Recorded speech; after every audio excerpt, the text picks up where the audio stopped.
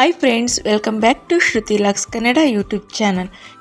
ಹೋದ ಭಾನುವಾರದ ಬ್ಲಾಗ್ನ ಇವತ್ತು ಹಾಕ್ತಾಯಿದ್ದೀನಿ. ಯಾಕೆಂದರೆ ಟೈಮೇ ಇರಲಿಲ್ಲ. ಯಾರೂ ಬೇಜಾರು ಮಾಡ್ಕೊಬೇಡಿ, ಟೈಮೇ ಸಿಕ್ಕಿರಲಿಲ್ಲ, ತುಂಬ ಬ್ಯುಸಿ ಆಗಿಬಿಟ್ಟಿದೆ. ಇವತ್ತು ಸಂಡೇ ಆಗಿರೋದ್ರಿಂದ ಅವನಿಗೆ ಬೆಳಿಗ್ಗೆ ಟೈಮು ಖಾಲಿ ಹೊಟ್ಟೆನಲ್ಲೇ ಎಳ್ನೀರು ಕುಡಿಸ್ತೀನಿ. 3 ಜನನೂ ಕುಡಿದ್ವಿ. ಅದಾದ ನಂತರ ನಾನು ಬಂದು ಹಾಲಿನ ಕೆನೆನ ಎತ್ತಿಟ್ಕೊತೀನಿ. ನೈಟು ಹಾಲು ಫ್ರಿಜ್ಜಲ್ಲಿ ಇಟ್ಟಿದ್ನಲ್ಲ, ಅದಕ್ಕೆ ಈ ಥರ ಎಷ್ಟು ದಪ್ಪದಾಗಿ ಮಂದಾಗಿ ಬಂದಿದೆ ನೋಡಿ ಕೆನೆ. ಈ ಥರ ಇರುತ್ತೆ. ಇದನ್ನು ನಾವು ಒಂದು 6 ತನಕ ಆಗಿರ್ಬೋದು ಅಥವಾ 15 ದಿವಸ ತನಕ ಆಗಿರ್ಬೋದು ಎತ್ತಿಟ್ಕೊಬಿಟ್ಟು ನಾವು ಬೆಣ್ಣೆನ ಮಾಡ್ಕೋಬೋದು. ನಮಗೆ ಯಾವಾಗ ಬೇಕು ಆವಾಗ. ತುಂಬಾ ಚೆನ್ನಾಗಿರುತ್ತೆ. ಆಚೆ ಕಡೆ ತಂದು ತಿನ್ನೋದಕ್ಕಿಂತ ಮನೆಯಲ್ಲೇ ಮಾಡ್ಕೊಳ್ಳೋದು ಒಳ್ಳೆಯದು. ಕೆನೆನ ತೆಗೆದ ನಂತರ ನಾನು ಹಾಲನ್ನ ಕಾಯಿಸೋದಕ್ಕೆ ಇಡ್ತಾಯಿದ್ದೀನಿ. ಕೆನೆನ ತೆಗೆದೇ ನಾವೇನಾದರೂ ಹಾಲು ಕಾಯೋದಕ್ಕೆ ಇಟ್ಟರೆ ಅದು ಪೂರ್ತಿ ಮೆಲ್ಟ್ ಆಗುತ್ತೆ, ಸಿಗಲ್ಲ ನಮಗೆ ಕೆನೆ. ಮತ್ತು ಅದಕ್ಕೋಸ್ಕರ ನಾನು ಫಸ್ಟು ಕೆನೆನ ಎತ್ತಿಟ್ಬಿಟ್ಟು ಆಮೇಲೆ ಹಾಲು ಕಾಯೋದಕ್ಕೆ ಇಡ್ತಾ ಇರೋದು.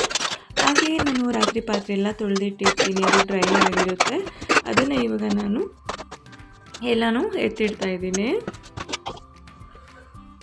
2 ಕೆಲಸನೂ ಒಟ್ಟೊಟ್ಟಿಗೆ ಆಗುತ್ತೆ ಅಂತ. ಹಾಗೆ ಡ್ರೈ ಫ್ರೂಟ್ಸ್ ಎಲ್ಲ ನೆನೆಸಿಟ್ಟಿದೆ ನೈಟೇ, ಅದನ್ನು ಕೂಡ ರುಬ್ಕೊಳ್ಳೋಣ ಅಂತ ಹೇಳ್ಬಿಟ್ಟು ಅದನ್ನು ಶೇಕ್ ಥರ ಸ್ಮೂತೀಸ್ ಮಾಡಿ ಕೊಡ್ತೀನಿ ನಾನು. ನಮ್ಮ ಮನೇಲಿ ಎಲ್ಲರೂ 3 ಜನನೂ ಮಾಡ್ಕೊಂಡು ಕುಡಿತೀವಿ. ವಾರದಲ್ಲಿ 2 ದಿನ ಈ ಥರ ಕಂಪಲ್ಸರಿ ಮಾಡಿಕೊಡ್ತೀನಿ.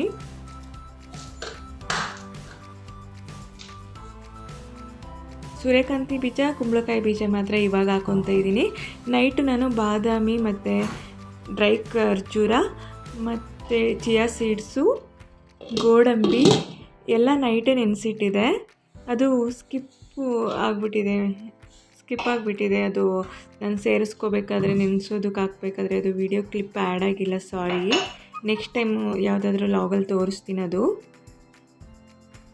ಇವಾಗ ರೆಡಿ ಆಯಿತು, ಅದು ರುಬ್ಕೊಂಡು ಬಂದಾಯಿತು. ನಾನು ಇದಕ್ಕೆ ನೀವು ಬೇಕು ಅಂದರೆ ಹಾಲು ಕೂಡ ಸೇರಿಸ್ಕೋಬೋದು, ಇಲ್ಲಾಂದರೆ ಹಾಗೆ ಕೂಡ ಮಾಡ್ಕೋಬೋದು. ತುಂಬಾ ಚೆನ್ನಾಗಿರುತ್ತೆ. ಯಾರಾದರೂ ಮಕ್ಕಳು ಕುಡಿಯೋಲ್ಲ ಅಂದರೆ ನೀವು ಕಲ್ಸಕ್ರೆ ಸಿಗುತ್ತಲ್ಲ, ಕೆಂಪು ಕಲ್ಸಕ್ರೆ, ಅದನ್ನು ತೊಗೊಂಡು ಬಂದು ಸೇರಿಸ್ಕೊಳ್ಳಿ. ತುಂಬಾ ಚೆನ್ನಾಗಿರುತ್ತೆ. ನೈಟೇನು ಡ್ರೈ ಫ್ರೂಟ್ಸ್ನ ನೆನೆ ಹಾಕ್ತೀವಲ್ವ, ಆವಾಗ ಡ್ರೈ ಫ್ರೂಟ್ಸ್ ಒಳಗಡೆಗೆ ಅದನ್ನು ಕೂಡ ಕಲ್ಸಕ್ರೆನ ಸೇರಿಸಿಟ್ಟಿದ್ರೆ ಕರಗೋಗಿರುತ್ತೆ. ನಾವು ಅದನ್ನು ಕೆಚ್ಚಿ ಪುಡಿ ಮಾಡ್ಕೊಳ್ಳೋ ಅವಶ್ಯಕತೆ ಇರಲ್ಲ. ತುಂಬಾ ಚೆನ್ನಾಗಿರುತ್ತೆ. ಇದ್ರ ಜೊತೆಗೆ ಯಾಲಕ್ಕಿ ಕೂಡ ಸೇರಿಸಿದ್ದೀನಿ. ಆಮೇಲೆ ಡ್ರೈ ಗ್ರೇಪ್ಸು 2 ಥರದ್ದು, ಬ್ಲ್ಯಾಕ್ ಗ್ರೇಪ್ಸು ಮತ್ತು ಮಾಮೂಲಿ ಗ್ರೇಪ್ಸು, ಅದನ್ನು ಕೂಡ ಸೇರಿಸಿದ್ದೀನಿ. ಇವತ್ತು ಭಾನುವಾರ ಆಗಿರೋದ್ರಿಂದ ತದ್ವಿತ್ ಮತ್ತು ಅವರ ಅಪ್ಪ ಇಬ್ಬರು ಮೇಲ್ಗಡೆ ರೂಮಲ್ಲಿ ಆಟ ಆಡ್ತಿದ್ದಾರೆ. ಕ್ಯಾರಮ್ ಬೋರ್ಡ್ ಆಟ ಆಡೋದಕ್ಕೆ ಕರ್ಕೊಂಡು ಹೋಗಿದ್ದಾನೆ ಇವತ್ತು. ಅದಕ್ಕೆ ಬೆಳೆಗಳ ಮೇಲಿದ್ದಾರಲ್ಲ ಅಂದ್ಬಿಟ್ಟು ಅಲ್ಲಿಗೆ ತೊಗೊಂಡು ಹೋಗ್ತಾ ಇದ್ದೀನಿ, ಕೊಟ್ಬಿಟ್ಟು ಬರೋಣ ಅಂತ. ತುಂಬ ದಿನ ಆಗಿತ್ತು ಬಿಸಿಲು ಬಂದು ಅಂದ್ಬಿಟ್ಟು ಅವತ್ತು ಬಿಸಿಲಲ್ಲಿ ನಾನು ಸ್ವಲ್ಪ ಹೊತ್ತು ಕಾಯಿಸೋಣ ಅನಿಸ್ತಿತ್ತು. ಆದರೂ ತೊಗೊಂಡೋಗಿ ಅವರಿಗೆ ಕೊಟ್ಟು ನಾನು ಕೂಡ ಅಲ್ಲೇ ಕುಡಿದು ಬಂದೆ.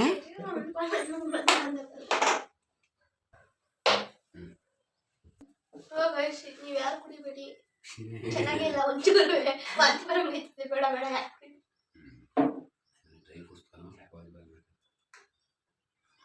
ತದ್ವಿತಿಗೆ ಈ ಥರದ್ದೆಲ್ಲ ಕುಡಿಯೋದಕ್ಕೆ ಇಷ್ಟ ಇಲ್ಲ. ಅದಕ್ಕೆ ಏನೋ ಕಾಮಿಡಿ ಮಾಡ್ಕೊಂಡು ಸ್ವಲ್ಪ ಹೇಳ್ತಾ ಇದ್ದ, ಯಾರು ಕುಡಿಬೇಡಿ ಗೈಸ್, ಚೆನ್ನಾಗಿರಲ್ಲ ಅಂತ. ಅವನಿಗೆ ಇಷ್ಟ ಆಗಲ್ಲ ಈ ಥರದ್ದೆಲ್ಲ. ಅದಕ್ಕೋಸ್ಕರ ಏನು ಡ್ರೈ ಫ್ರೂಟ್ಸ್ ಕೊಟ್ಟರು ತಿನ್ನಲ್ಲ.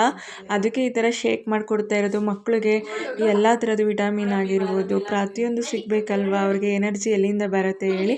ಸೊ ಅದಕ್ಕೋಸ್ಕರ ನಾನು ಅವನಿಗೆ ಈ ಥರ ಮಾಡಿಕೊಡೋದು. ಕ್ಯಾಲ್ಶಿಯಮು, ಐರನ್ನು ಪ್ರತಿಯೊಂದು ಇದರಲ್ಲಿ ಸಿಗುತ್ತೆ ಮಕ್ಳಿಗೆ ನಾವು ಈ ಥರ ಮಾಡಿಕೊಡೋದ್ರಿಂದ. ಅವನಿಗೆ ಕುಡಿಯೋದಕ್ಕೆ ಇಷ್ಟನೇ ಆಗಲ್ಲ, ಆದರೂ ಸ್ವಲ್ಪನೇ ಇವಾಗ ಅಭ್ಯಾಸ ಮಾಡ್ತಾಯಿದ್ದೀನಿ. ಬೈದು ಕುಡಿಸ್ತಾ ಇದ್ದೀನಿ, ಹಾಗಾಗಿ ಕುಡಿತಾನೆ ಇವಾಗ.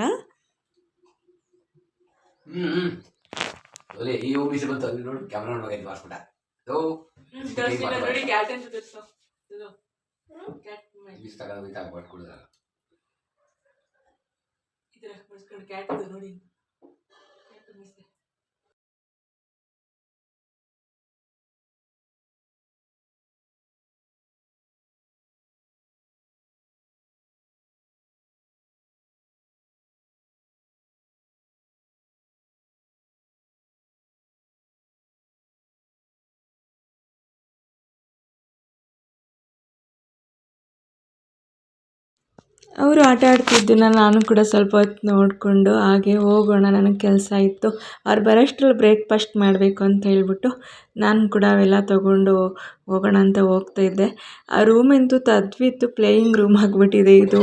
ನಾನು ಎಷ್ಟು ಕ್ಲೀನ್ ಮಾಡಿದ್ರು ತೆಗ್ದು ಇಟ್ಟರು ಕೂಡ ತುಂಬಾ ಹರಗ್ತಾ ಇರ್ತಾನೆ. ನನಗಂತೂ ತೆಗ್ದಿಡೋಕ್ಕೆ ಆಗಲ್ಲ, ಅಷ್ಟು ಹರಡ್ತಾನೆ. ನಾನೇನೋ ಪ್ರಾಜೆಕ್ಟ್ ಮಾಡಬೇಕು ಅಮ್ಮ ಅಂತ ಹೇಳ್ತಾ ಇರ್ತಾನೆ. ಹಾಗೆ ಇವಾಗ ಅಲ್ಲಿಂದ ಬಂದು ನಾನಿವತ್ತು ಅಕ್ಕಿ ರೊಟ್ಟಿ ಮತ್ತು ಚಟ್ನಿ ಮಾಡೋಣ, ಅವನು ಕಡಲೆಕಾಳು ಚಟ್ನಿ ಬೇಕು ಅಂದ, ಅದಕ್ಕೆ ಮಾಡೋಣ ಅಂತ ಹೇಳ್ಬಿಟ್ಟು ಕಡಲೆಕಾಳು ಕೂಡ ಈ ಥರ ಹುರ್ಕೊತಾ ಇದ್ದೀನಿ. ತೆಂಗಿನಕಾಯಿ, ಕಡಲೆಕಾಳು ಮತ್ತು ಹೆಸರು ಕಾಳು ಎಲ್ಲ ಹುರಿದಿಟ್ಕೊಂಡು ಈ ಥರ ಸೇರಿಸ್ಕೊಂಡು ಇವಾಗ ಉಪ್ಪನ್ನು ಸೇರಿಸ್ಕೊಂಡು ಬೆಳ್ಳುಳ್ಳಿನ ಹಾಕ್ಕೊಂಡು ಮತ್ತು ಸ್ವಲ್ಪ ಹುಣಸೆಹಣ್ಣು ಹಾಕ್ಕೊಂಡು ಕೊತ್ತಂಬರಿ ಸೊಪ್ಪು ಹಾಕಿ ನೀರು ಸೇರಿಸ್ಕೊಂಡು ರುಬ್ಬಿದ್ರೆ ತುಂಬಾ ಚೆನ್ನಾಗಿರುತ್ತೆ. ಅಕ್ಕಿ ರೊಟ್ಟಿ ಜೊತೆಗೆ, ರಾಗಿ ರೊಟ್ಟಿ ಜೊತೆಗೆ ತುಂಬಾ ರುಚಿಯಾಗಿರುತ್ತೆ. ಒಂದು ಸಲ ಮಾಡಿ ನೋಡಿ. ನಾವು ಬರೀ ಆಯಿಲಲ್ಲಿ ಫ್ರೈ ಮಾಡಿರೋ ಚಟ್ನಿ ಅಷ್ಟೇ ತಿನ್ನೋದಲ್ಲ, ಈ ಥರ ಹೆಲ್ದಿ ಆಗಿರುವಂಥ ನಮಗೆ ಪ್ರೋಟೀನ್ ಸಿಗುತ್ತೆ ಕಾಳುಗಳನ್ನ ತಿನ್ನೋದ್ರಿಂದ. ಮಕ್ಳಿಗೂ ತುಂಬ ಆರೋಗ್ಯಕ್ಕೆ ಒಳ್ಳೆಯದು. ಗ್ಯಾಸ್ಟ್ರಿಕ್ ಎಲ್ಲ ಏನು ಸಮಸ್ಯೆಗಳಿರುತ್ತೆ ಅಂಥವ್ರಿಗೆಲ್ಲ ಈ ಥರ ಚಟ್ನಿ ತುಂಬಾ ಒಳ್ಳೆಯದು. ಇವಾಗ ರೊಟ್ಟಿನ ಮಾಡ್ತಾಯಿದ್ದೀನಿ, ಅಕ್ಕಿ ರೊಟ್ಟಿನ. ಇನ್ನು ಬರ್ತಿದ್ದಂಗೆ ಹಸ್ವು ಅಂತ ಹೇಳ್ತಾನೆ. ಅದ್ಬಿಟ್ಟು ಯಾವಾಗ ಹಸ್ವು ಅಂತನೇನು ಗೊತ್ತಾಗಲ್ಲ. ಹಾಗಾಗಿ ಬೇಗ ರೊಟ್ಟಿನ ಮಾಡೋಣ ಅಂತ ಹೇಳಿ ಮಾಡ್ತಾಯಿದ್ದೀನಿ. ನಮ್ಮ ಕಡೆ ಇದೇ ಥರ ಅಕ್ಕಿ ರೊಟ್ಟಿನೇ ಮಾಡೋದು ನಾವು ಜಾಸ್ತಿ. ರೊಟ್ಟಿ ಇಲ್ಲಾಂದರೆ ಇರೋದೇ ಇಲ್ಲ. ಅಷ್ಟರಲ್ಲಿ ತದ್ವಿತ್ ಕೂಡ ಬಂದ. ಇನ್ನೂ ರೊಟ್ಟಿ ಬೆಂದಿರಲಿಲ್ಲ, ವೆಯ್ಟ್ ಮಾಡ್ತಾಯಿದ್ದಾನೆ. ಆವಾಗಲೇ 10 ಗಂಟೆ ಮೇಲಾಗಿತ್ತಲ್ವ, 10:15 ಆಗಿದೆ ಆಲ್ರೆಡಿ. ಸಂಡೇ ಸ್ವಲ್ಪ ಬ್ರೇಕ್ಫಾಸ್ಟ್ ಲೇಟೇ ನಮ್ಮ ಮನೆಯಲ್ಲಿ. ಬೇರೆ ದಿನ ಆದರೆ ಬೇಗ ಆಗಿಬಿಟ್ಟಿರುತ್ತೆ, 7:30 8 ಗಂಟೆ ಅಷ್ಟರಲ್ಲೆಲ್ಲ. ಇನ್ನು ಸಂಡೇ ರಜೆ ದಿನಗಳಲ್ಲೆಲ್ಲ ಇಬ್ರಿಗೂ ರಜೆ ಇರುತ್ತಲ್ವ, ಹಾಗಾಗಿ ಸ್ವಲ್ಪ ನಾನು ಈ ಥರ ಏನಾದರೂ ಮಾಡಿಕೊಟ್ಟಿರ್ತೀನಲ್ವ, ಜ್ಯೂಸು ಎಲ್ಲ, ಅದಕ್ಕೋಸ್ಕರ ಸ್ವಲ್ಪ ಲೇಟಾಗಿ ಮಾಡ್ತೀನಿ. ಇವಾಗ ಚಟ್ನಿ ಕೂಡ ರೊಟ್ಟಿ ಕೂಡ ಅವ್ನಿಗೆ ಹಾಕ್ಕೊಡ್ತಾಯಿದ್ದೀನಿ, ತಿನ್ನಲಿ, ಅವನು ಬಿಸಿ ಬಿಸಿ ರೊಟ್ಟಿನೇ ಚೆನ್ನಾಗಿರುತ್ತೆ ಅಂತ ಹೇಳಿ. ಇದ್ರ ಜೊತೆಗೆ ಮೊಸರು ಬಂದು ಸಖತ್ತಾಗಿರುತ್ತೆ. ಮೊಸರು ಹಾಕ್ಕೊಂಡು ತಿನ್ನೋದಕ್ಕೆ ಇಷ್ಟಪಡ್ತಾನೆ. ಇದರಲ್ಲಿ ರೊಟ್ಟಿ ಮತ್ತು ಇದು ಏನು ಕಡಲೆಕಾಳು ಚಟ್ನಿಗೆ ಮೊಸರು ಹಾಕ್ಕೊಂಡು ತಿಂದರೆ ಸೂಪರಾಗಿರುತ್ತೆ. ತಲೆಗೆ ತೋರಿಸೋ ವೀಡಿಯೋಗೆ ಅಂತ ಹೇಳ್ತಿದ್ದೀನಿ, ಅದು ತೋರಿಸ್ತಲೇ ಇಲ್ಲ.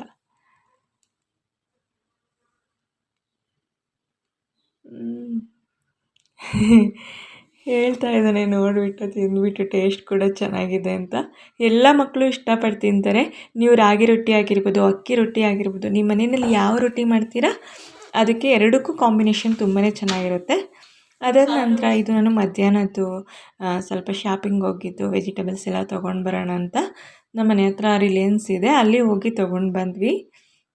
ವೆಜಿಟೇಬಲ್ಸ್ ಎಲ್ಲ ಖಾಲಿಯಾಗಿತ್ತು, ಅವನಿಗೆ ಫ್ರೂಟ್ಸ್ ಎಲ್ಲ ಬೇಕಿತ್ತು ಅಂತ ಸ್ವಲ್ಪ ಶಾಪಿಂಗ್ ಮಾಡ್ಕೊಂಡು ಬರೋಣ ಅಂತ ಹೋಗಿದ್ದು. ಅದು ಕ್ಲಿಪ್ ಇತ್ತು ಸ್ವಲ್ಪ, ಅದನ್ನು ಕೂಡ ಆ್ಯಡ್ ಮಾಡ್ತೀನಿ.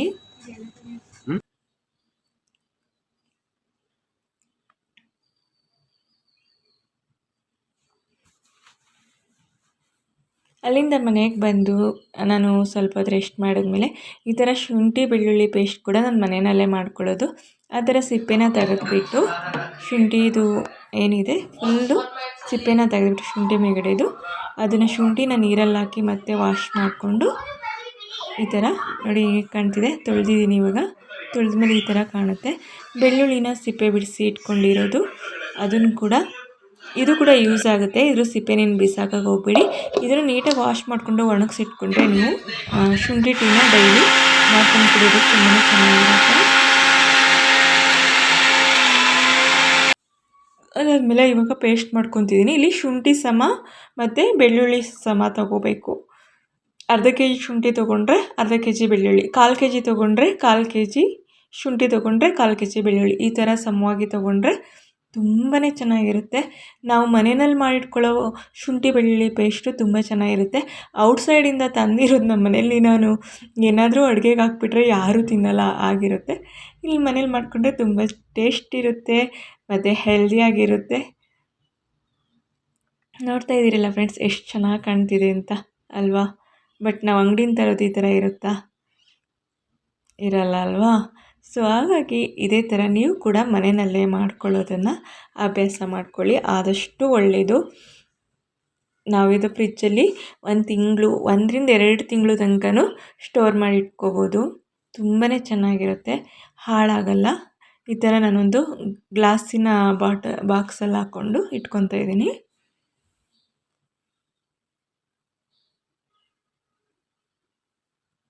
ನೀವು ಯಾವ ಥರ ಮನೆಯಲ್ಲೇ ಮಾಡ್ಕೊತೀರಾ, ಇಲ್ಲ ನೀವು ಆಚೆಯಿಂದ ತಗೊಂಡು ಬರ್ತೀರಾ ಅಂತ ಕಮೆಂಟಲ್ಲಿ ತಿಳಿಸಿ. ನಾನು ಆ ಶುಂಠಿದು ಮೇಲ್ಗಡೆ ಸ್ಕಿನ್ ಏನಿರುತ್ತೆ ಅದನ್ನು ತೆಗ್ದಿರೋದನ್ನ ನಾನು ವೇಸ್ಟ್ ಮಾಡಲ್ಲ. ಅದನ್ನು ಒಣಗಿಸ್ಬಿಟ್ಟು ಡ್ರೈ ಮಾಡಿ ಇಟ್ಕೊಬಿಟ್ಟು ಒಂದು ಬಾಕ್ಸಲ್ಲಿ ಹಾಕಿಟ್ಕೊಂಡ್ರೆ ಚೆನ್ನಾಗಿ ಒಣಗಿಸ್ಬೇಕು. ಅದಾದಮೇಲೆ ಅದನ್ನು ನಾವು ಏನು ಶುಂಠಿ ಟೀನ ಮಾಡಿಕೊಂಡು ಕುಡಿಬೋದು. ಒಣಗಿದ ಮೇಲೆ ವಾಶ್ ಮಾಡಿಕೊಂಡು ನಾವು ಯಾವಾಗ ಟೀ ಮಾಡ್ಕೋಬೇಕು ಆವಾಗ ವಾಶ್ ಮಾಡಿಕೊಂಡು ಸೇರಿಸ್ಕೋಬೇಕು. ತುಂಬಾ ಚೆನ್ನಾಗಿರುತ್ತೆ. ಮತ್ತು ನೈಟೇ ನಾನು ಮಲ್ಕೊಳ್ಳೋಕ್ಕಿಂತ ಮುಂಚೆ ಈ ಥರ ಒಂಚೂರು ಶುಂಠಿ ಟೀನ ಮಾಡ್ಕೊಂಡು ಕುಡಿತೀನಿ. ಶುಂಠಿನ ನೀರಲ್ಲಿ ಹಾಕ್ಕೊಂಡು ಕುಡ್ಕೊಂಡು ಮಲ್ಕೊಂಡ್ರೆ ನನಗೊಂಚೂರು ಸಮಾಧಾನ ಆಗೋದು, ಡೈಜೆಷನ್ಗೆಲ್ಲ ಹೆಲ್ಪ್ ಆಗುತ್ತೆ ಅಂತ ಹೇಳಿ.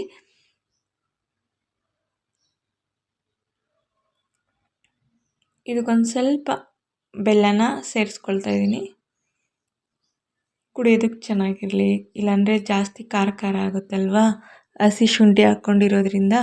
ಅದಕ್ಕೋಸ್ಕರ ನಾನು ನೋಡಿಕೊಂಡು ನನಗೆ ಯಾವ ಥರ ಸ್ವೀಟ್ ಬೇಕು ಅಂತ ಆ ಥರ ನಾನಿಲ್ಲಿ ಆರ್ಗ್ಯಾನಿಕ್ ಜಾಗ್ರಿ ಪೌಡ್ರನ್ನ ಸೇರಿಸ್ಕೊತಾ ಇದ್ದೀನಿ. ಅದಾದ ನಂತರ ನಾನು ಸ್ವಲ್ಪ ಅರಿಶಿನ ಪುಡಿನ ಸೇರಿಸ್ಕೊಳ್ತಾ ಇದ್ದೀನಿ. ಇದು ಮೂರನ್ನು ಸೇರಿಸಿ ಚೆನ್ನಾಗಿ ಕುದಿಸ್ಬಿಟ್ಟು ನಾವು ಊಟ ಆಗಿ ಒಂದು ಅರ್ಧ ಗಂಟೆ ಆಗಬೇಕು. ನೈಟು ಅರ್ಧ ಗಂಟೆ ಆದಮೇಲೆ ಇದನ್ನು ಕುಡಿದು ಮಲ್ಕೊಳ್ಳೋದ್ರಿಂದ ನಮಗೆ ಶೀತ, ಕೆಮ್ಮು, ನೆಗಡಿ ಮತ್ತು ಅಜೀರ್ಣ ಸಮಸ್ಯೆ, ಯಾವುದೇ ಥರ ಸಮಸ್ಯೆ ಇದ್ರೂ ನಮಗೆ ಸ್ವಲ್ಪ ರಿಲೀಫ್ ಆಗುತ್ತೆ. ಅದಕ್ಕೋಸ್ಕರ ನೈಟು ಇದೊಂದು ಅಭ್ಯಾಸ ಮಾಡ್ಕೊಂಡಿದ್ದೀನಿ ಇವಾಗ.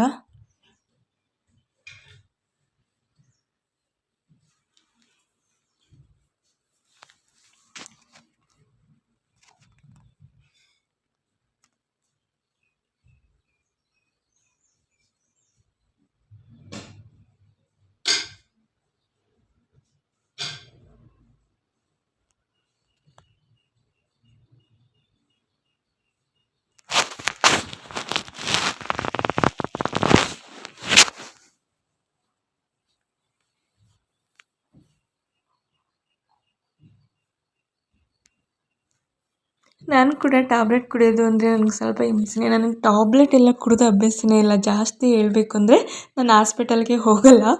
ಇತ್ತೀಚೆಗೆ ಇವಾಗ ಸ್ವಲ್ಪ ನನಗೆ ಹುಷಾರಿರಲಿಲ್ಲ ಮೊನ್ನೆ ಅಂತ ಹೇಳಿ ಹೋಗಿದ್ದಕ್ಕೆ ಸ್ವಲ್ಪ ಏನೋ ಹೆಲ್ತ್ ಇಶ್ಯೂ ಆಗಿತ್ತು ಅಂತ ಟಾಬ್ಲೆಟ್ ಎಲ್ಲ ತೊಗೊತಾ ಇದ್ದೆ. ಅದು ತೊಗೊಳೋದಕ್ಕೆ ಸ್ವಲ್ಪ ಕಷ್ಟನೇ ನನಗೆ, ಆದರೂ ತೊಗೊಳ್ಳೇಬೇಕಲ್ವ.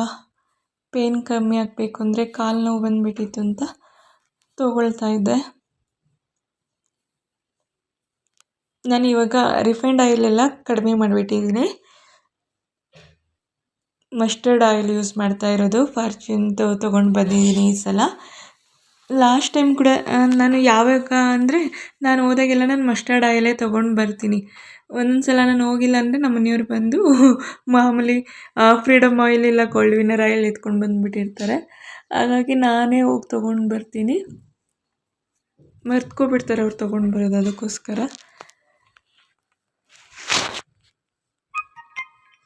ಇದರಿಂದ ನಮಗೆ ಎಷ್ಟೊಂದು ಬೆನಿಫಿಟ್ ಇದೆ ಗೊತ್ತಾ?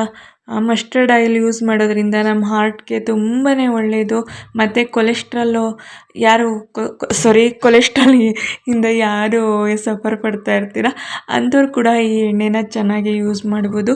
ಮತ್ತು ಕಾಲಲ್ಲಿ ಏನಾದರೂ ಉಳ್ಕಿದ್ರೆ, ನೋವು ಬಂದಿದ್ದರೆ ಆವಾಗ ಈ ಸಾಸಿವೆ ಎಣ್ಣೆನ ಬಿಸಿ ಮಾಡಿಕೊಂಡು ಸ್ವಲ್ಪ ಮಸಾಜ್ ಮಾಡ್ಕೊಳ್ಳೋದ್ರಿಂದ ಕಾಲು ನೋವೆಲ್ಲ ಕಡಿಮೆ ಆಗುತ್ತೆ. ತುಂಬ ಆರೋಗ್ಯಕ್ಕೂ ಒಳ್ಳೆಯದು. ಇದನ್ನೇ ಯೂಸ್ ಮಾಡಿ.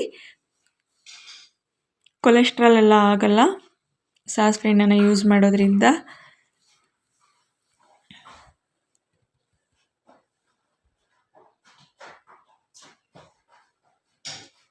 ಹೆಣ್ಮಕ್ಳಿಗೆ ಎಷ್ಟು ಕೆಲಸ ಇರುತ್ತೆ ಅಂದರೆ ನೈಟು 10 ಗಂಟೆ ಆಗಿಬಿಡುತ್ತೆ. ನನಗಂತೂ ಎಲ್ಲ ಕ್ಲೀನ್ ಮಾಡಿ ಎಲ್ಲ ಮಲಗೋಷ್ಟರಲ್ಲಿ ಬೇಗನೆ ಸ್ಟಾರ್ಟ್ ಮಾಡಿದರೆ ಸ್ವಲ್ಪ ಬೇಗ ಆಗುತ್ತೆ. 9:30 ಅಷ್ಟರಲ್ಲಿ ನಾವೇನಾದರೂ 6:30 7 ಗಂಟೆ ಮೇಲೆ ಸ್ಟಾರ್ಟ್ ಮಾಡಿದ್ರೆ ನಾವು ಪಾತ್ರೆ ಎಲ್ಲ ತೊಳೆದು ಕಿಚನ್ ಎಲ್ಲ ಕ್ಲೀನ್ ಮಾಡಿ ಮತ್ತು ಡ್ರೈ ಫ್ರೂಟ್ಸು ಅದು ಇದು ಏನಾದರೂ ಸ್ವಲ್ಪ ನೆನೆಸಿ ಎಲ್ಲ ಮಾಡೋದಾದರೆ ಈ ಥರ ಶುಂಠಿ ಕಷಾಯ ಎಲ್ಲ ಮಾಡ್ಕೊಂಡು ಕುಡಿದು ಮಲ್ಕೋಬೇಕು ಅಂದರೆ ಸ್ವಲ್ಪ ಟೈಮ್ ತೊಗೊಳತ್ತೆ. 10:30 11 ಗಂಟೆ ಆಗೋಗಿಬಿಡುತ್ತೆ. ನೀವು ನಿಮ್ಮ ಮನೆಯಲ್ಲಿ ಯಾವ ಥರ ಮಾಡ್ತೀರಾ ಕಮೆಂಟಲ್ಲಿ ತಿಳಿಸಿ. ನಾನಿವಾಗ ಇದನ್ನು ಈ ಥರ ಶೋಧಿಸ್ಕೊಂಡು ಸ್ವಲ್ಪ ಅಂದರೆ ತುಂಬ ಸುಡೋದಲ್ಲ, ಸ್ವಲ್ಪ ಬೆಚ್ಚಗೆ ಇರೋದು ನಾನು ಕುಡಿತೀನಿ. ತುಂಬ ಸುಡೋದು ಕುಡಿಯೋಕ್ಕಾಗಲ್ಲ.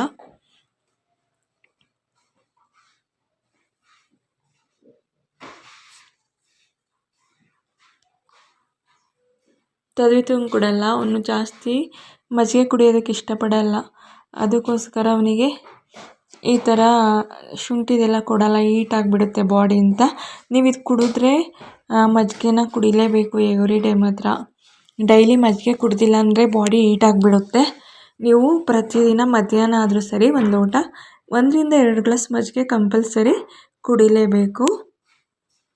ಪೈಲ್ಸ್ ಪ್ರಾಬ್ಲಮ್ಮು ಈ ಥರ ಏನಾದರೂ ಬಾಡಿ ಯಾರಿಗಾದರೂ ಹೀಟ್ ಆಗಿರುತ್ತೆ ಅಂಥವರು ಇದನ್ನು ಸ್ವಲ್ಪ 1/2 ಗ್ಲಾಸ್ ತೊಗೊಂಡ್ರೆ ಸಾಕು. ಟೀ ಗ್ಲಾಸಲ್ಲಿ ಪೈಲ್ಸ್ ಪ್ರಾಬ್ಲಮ್ ಇರೋರಿಗೆ ನಾನು ಇದನ್ನು ಹೇಳಲ್ಲ, ಯಾಕೆಂದರೆ ನಿಮ್ಮ ಬಾಡಿನ ನೀವು ಎಷ್ಟು ಕೂಲಾಗಿ ಇಟ್ಕೊತೀರಾ ಅಂಥವ್ರು ಮಾತ್ರ ತೊಗೋಬೋದು. ಅಂದರೆ ಯಾವ ಥರ ಕೂಲಾಗಿ ಇಟ್ಕೊಳ್ಳೋದು ಅಂದರೆ ಬೆಳಗ್ಗೆ ಸಲ ನೀವು ನೈಟು ನೆನೆಸಿರೋ ಮೆಂತ್ಯನ ಬೆಳಗ್ಗೆ ಸಲ ಎದ್ದು 1 ಸ್ಪೂನ್ ತಿನ್ನಬೇಕು ಡೈಲಿ. 1ರಿಂದ 2 ಚಮಚ ಕಂಪಲ್ಸರಿ ತಿನ್ನಬೇಕು. ಆವಾಗ ನಿಮ್ಮ ಬಾಡಿ ಕೂಲಾಗಿರುತ್ತೆ. ಮತ್ತು ಕೋಸಂಬರಿ ಯೂಸ್ ಮಾಡಬೇಕು, ಸೌತೆಕಾಯಿದು. ಇಲ್ಲ ಹಾಗೆ ಸೌತೆಕಾಯಿ ತಿಂದ್ರೂ ಓಕೆ, ತುಂಬಾ ಚೆನ್ನಾಗಿರುತ್ತೆ. ಅಂಥವ್ರಿಗೆ ಮಾತ್ರ ನಾನು ಇದನ್ನು ತೊಗೊಳೋದಕ್ಕೆ ಹೇಳ್ತೀನಿ.